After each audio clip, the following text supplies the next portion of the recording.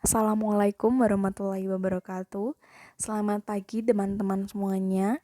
Kami dari kelompok 5 akan mempresentasikan hasil kerja kelompok kami yaitu mengenai manajemen hubungan sekolah dan masyarakat. Kami terdiri dari 3 anggota kelompok yaitu Priawulan Kinanti dengan NPM 029, Ilyas Firman Syahputra dengan NPM 032, dan Huriatul Husniah dengan NPM 043. Nah, langsung saja masuk ke pembahasan yang pertama yaitu pengertian manajemen hubungan sekolah dengan masyarakat.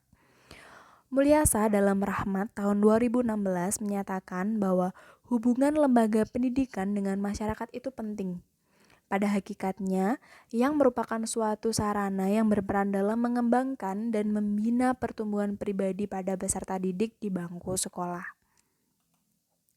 Pengertian partisipasi masyarakat menurut Pidarta tahun 2004 yaitu perlibatan satu orang atau lebih dalam suatu kegiatan dengan menggunakan semua kemampuannya, baik secara mental, emosional maupun fisik, untuk mendukung tujuan dan bertanggung jawab atas segala keterlibatan. Pentingnya partisipasi itu sendiri menurut dikemukakan oleh Conyers, yaitu yang pertama, partisipasi masyarakat merupakan suatu alat guna memperoleh informasi mengenai kondisi, kebutuhan, dan sikap masyarakat setempat yang tanpa kehadirannya program pembangunan serta proyek-proyek akan gagal. Yang kedua, bahwa masyarakat akan lebih mempercayai proyek atau program pembangunan jika merasa dilibatkan dalam proses persiapan dan perencanaannya. Karena mereka akan lebih mengetahui seluk-beluk proyek tersebut dan akan mempunyai rasa memiliki terhadap proyek tersebut. Yang ketiga, bahwa merupakan suatu hak demokrasi bila masyarakat dilibatkan dalam pembangunan masyarakat mereka sendiri. Selanjutnya ada prinsip partisipasi masyarakat. Di antaranya yaitu yang pertama, cakupan. Cakupan adalah semua orang atau wakil-wakil dari semua kelompok yang terkena dampak dari hasil-hasil suatu keputusan atau proses proyek pembangunan. Yang kedua, kesetaraan dan kemitraan atau equal partnership. Pada dasarnya setiap orang mempunyai keterampilan, kemampuan, dan prakarsa, serta mempunyai hak untuk menggunakan prakarsa tersebut, terlibat dalam suatu proses guna membangun dialog tanpa memperhitungkan jenjang dan struktur masing-masing pihak. Yang ketiga ada transparansi. Semua pihak harus dapat menumbuh kembangkan komunikasi dan iklim berkomunikasi terbuka dan kondusif sehingga menimbulkan dialog. Yang keempat ada kesetaraan kewenangan atau biasa disebut dengan sharing power atau equal powership. Berbagai pihak yang terlibat harus dapat menyeimbangkan distribusi kewenangan dan kekuasaan untuk menghindari terjadinya dominasi. Yang kelima ada kesetaraan tanggung jawab atau sharing responsibility. Berbagai pihak mempunyai tanggung jawab yang jelas dalam setiap proses. Karena adanya kesetaraan kewenangan atau bisa disebut dengan sharing power itu dan keterlibatannya dalam proses pengambilan keputusan dan langkah-langkah selanjutnya. Yang keenam ada pemberdayaan atau empowerment. Keterlibatan berbagai pihak tidak lepas dari segala kekuatan dan kelemahan yang dimiliki setiap pihak. Sehingga melalui keterlibatan aktif dalam setiap proses kegiatan, terjadi suatu proses saling belajar dan saling memberdayakan satu sama lain. Yang terakhir ada kerjasama. Diperlukan adanya kerjasama berbagai pihak yang terlibat untuk saling berbagi kelebihan guna mengurangi berbagai kelemahan yang ada, khususnya yang berkaitan dengan kemampuan sumber daya manusia. Baik, selanjutnya mengenai keterkaitan masyarakat dengan lembaga pendidikan. Nah, menurut Kinder Leslie dalam bukunya School Public Relation, mengemukakan bahwa hubungan sekolah dengan masyarakat merupakan proses komunikasi antara sekolah dan masyarakat yang memberikan pemahaman mengenai perlunya kegiatan pendidikan serta minat dan tanggung jawab masyarakat dalam upaya memajukan usaha sekolah. Hubungan sekolah dengan masyarakat ini bertujuan untuk memajukan kualitas pembelajaran, mengarahkan masyarakat untuk menjalin hubungan dengan sekolah, serta memperkokoh tujuan. Hubungan sekolah dengan masyarakat yang dikutip oleh Suryansyah dalam Ahmadi tahun 2014 antara lain, information given to the public, yaitu memberikan informasi secara jelas dan lengkap kepada masyarakat. Yang kedua, persuasion direct at the public to modify attitude and action, yaitu melakukan persuasi kepada masyarakat dalam mengubah sikap dan tindakan yang perlu mereka lakukan terhadap sekolah. Dan yang ketiga, effort to integrate attitudes and action of institution with its public and of public with the institution, yaitu suatu upaya untuk menyatukan sikap dan tindakan yang dilakukan oleh sekolah dengan sikap dan tindakan yang dilakukan oleh masyarakat secara timbal balik. Maksudnya yaitu dari sekolah ke masyarakat dan dari masyarakat ke sekolah. Selanjutnya, teknik peningkatan partisipasi. Kebijakan pendidikan yang dikembangkan oleh pembuat dan pelaksana kebijakan seringkali mendapat umpan balik dari masyarakat. Nah, ada beberapa masyarakat yang setuju dan mungkin ada yang tidak setuju atau tidak mendukung.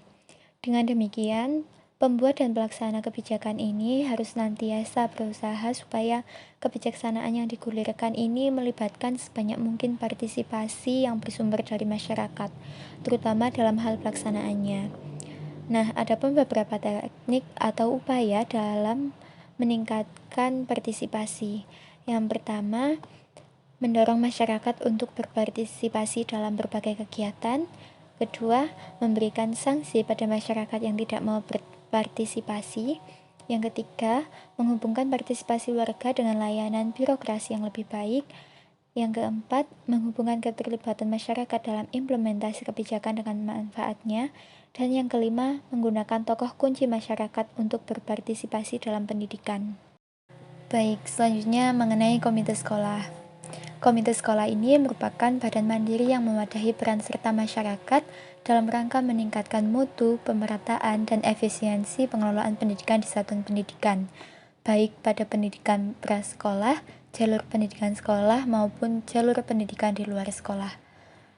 Nah, menurut Undang-Undang Sistem Pendidikan Nasional Nomor 20 Tahun 2003 Pasal 56 Ayat 3, komite sekolah ini merupakan lembaga mandiri, dibentuk dan berperan dalam peningkatan mutu pelayanan dengan memberikan pertimbangan, arah, dan dukungan tenaga, sarana prasarana, serta pengawasan pendidikan pada tingkat satuan pendidikan. Selanjutnya mengenai tujuan komite sekolah. Tujuan pembentukan komite sekolah yaitu untuk memastikan bahwa suatu organisasi masyarakat sekolah mempunyai komitmen dan loyalitas serta kepedulian terhadap peningkatan kualitas sekolah. Adapun tujuan pembentukan komite sekolah dalam keputusan Menteri Pendidikan Nasional diantaranya mewadahi dan menyalurkan aspirasi serta prakarsa masyarakat dalam melahirkan kebijakan operasional dan program pendidikan di satuan pendidikan, kemudian meningkatkan tanggung jawab dan peran serta masyarakat dalam penyelenggaraan pendidikan di satuan pendidikan, menciptakan suasana dan kondisi transparan, akuntabel, dan demokratis dalam penyelenggaraan dan pelayanan pendidikan yang bermutu di satuan pendidikan. Nah, adapun tugas komite sekolah berdasarkan Permendikbud nomor 75 tahun 2016, yaitu yang pertama memberikan pertimbangan dalam penentuan dan pelaksanaan kebijakan pendidikan. Yang kedua, menggalang dana dan sumber dana pendidikan lainnya dari masyarakat, baik dari perorangan, organisasi, dunia usaha maupun industri, dan pemangku kepentingan lainnya melalui upaya kreatif dan inovatif. Dan yang ketiga, mengawasi pelayanan pendidikan di sekolah sesuai dengan ketentuan peraturan. Dan yang keempat, menindaklanjuti keluhan, saran, kritik, dan aspirasi dari peserta didik, orang tua atau wali, dan masyarakat serta hasil pengamatan komite sekolah atas kinerja sekolah. Untuk poin selanjutnya akan dijelaskan oleh Saudara Ilyas. Baik, selanjutnya yakni peran komite sekolah. Menurut Undang-Undang Nomor 20 Tahun 2003 tentang Sistem Pendidikan Nasional, pada pasal 54 dikemukakan pasal 1, peran serta masyarakat dalam pendidikan meliputi peran serta perorangan, kelompok, keluarga, organisasi, profesi, pengusaha, dan organisasi kemasyarakatan dalam penyelenggaraan dan pengendalian mutu pelayanan pendidikan. Pasal 2, masyarakat dapat berperan serta sebagai sumber pelaksana dan pengguna hasil pendidikan peran. Di sini komite sekolah secara kontekstual, peran komite sekolah diantaranya pemberi pertimbangan atau advisory agency dalam penentuan dan pelaksanaan kebijakan pendidikan di satuan pendidikan. Pendukung atau supporting agency, baik yang berwujud finansial, pemikiran, maupun tenaga dalam penyelenggaraan pendidikan di satuan pendidikan. Selanjutnya, pengontrol atau controlling agency dalam rangka transparansi dan akuntabilitas penyelenggaraan dan keluaran pendidikan di satuan pendidikan. Mediator antara pemerintah atau eksekutif dengan masyarakat di satuan pendidikan yang tertera dalam Kemendiknas nomor 044/U/2002. Poin selanjutnya yakni tentang fungsi komite sekolah. Komite sekolah juga berfungsi dalam hal-hal sebagai berikut.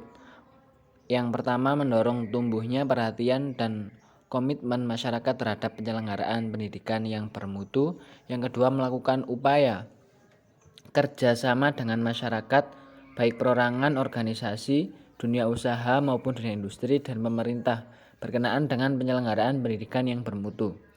Poin C, menampung dan menganalisis aspirasi, ide, tuntutan, dan berbagai kebutuhan pendidikan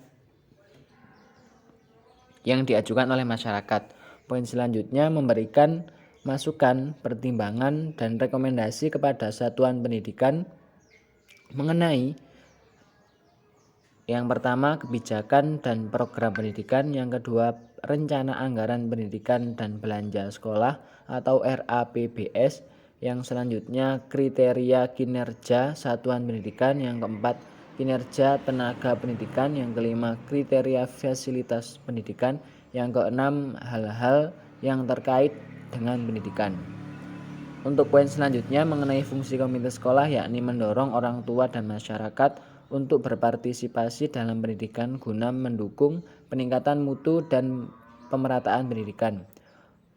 Selanjutnya, menggalang dana masyarakat dalam rangka pembiayaan penyelenggaraan pendidikan di satuan pendidikan. Yang poin G atau yang terakhir yakni melakukan evaluasi dan pengawasan terhadap kebijakan program penyelenggaraan dan keluaran pendidikan di satuan pendidikan.